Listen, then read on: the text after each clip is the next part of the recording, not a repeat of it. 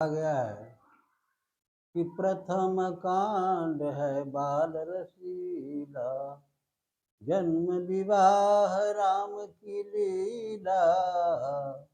द्वितीय अयोध्या कांड प्रकाशा, पितु आज्ञा रघुवर बनवासा।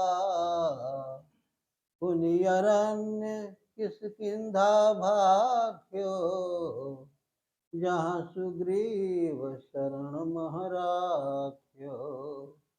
सुंदर सुंदर कांड सुहावन, युद्ध कांड मह मारऊ रावण। अंतिम लव कुश कांड बखाना, अंतिम लव कुश कांड बखाना। अश्वमेघ यज्ञ किए भगवान। तो आज रामायण के श्री रामचरित मानस के प्रमुख दोहों और चौपाइयों का अर्थ श्रवण करेंगे। कहा गया है कि संपत्ति चकई भरत चक, संपत्ति चकई भरत चक। मुनि आय सुखिलवार, तेहि निसि आश्रम पिंजड़ा, राखे भाभिनुसार। संपत्ति चकई भरत चक, मुनि आय सुखिलवार। तेहि निसि आश्रम पिंजड़ा, राखे भाभिनुसार। दोहे का अर्थ आप श्रवण करेंगे। जिस समय श्री राम को 14 वर्षों के लिए वनवास का आदेश हुआ था, उस समय भरत जी ननिहाल में थे और जब अयोध्या लौटे तो कुछ प्रजा के साथ श्री रामचंद्र जी को मनाने के लिए जंगल की ओर चल पड़े। तो उसी समय का यह दोहा है।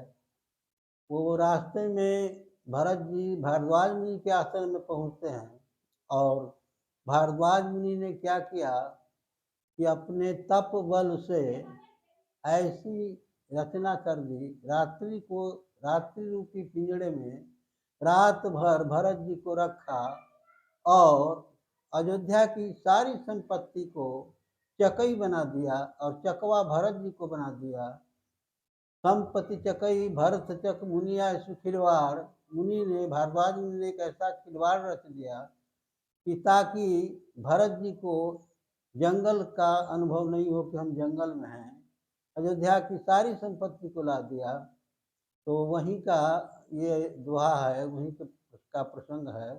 संपत्ति चकई भरत चक, अयोध्या की सारी संपत्ति को चकई बना दिया और भरत जी को चकवा बना दिया। चकवा चकई में प्रेम होता है, ताकि भरत जी अयोध्या में ये अनुभव करें कि मैं अयोध्या नगरी में ही हूँ, अन्यत्र जंगल में कहीं नहीं भटक रहा हूँ। संपत्ति चकई भरत चक, मुनि आय सुखिलवार। तेहि निसि आश्रम पिंजड़ा, राखे भाभिनुसार। रात्रि रूपी पिंजड़े में रखा भरत जी को भारद्वाज मुनि ने। और जब प्रातः काल हुआ तो भरत जी आगे की ओर बढ़ते हैं। इतना ही कहकर अपनी वाणी को विराम देता हूँ। श्रोताओं को नमस्कार।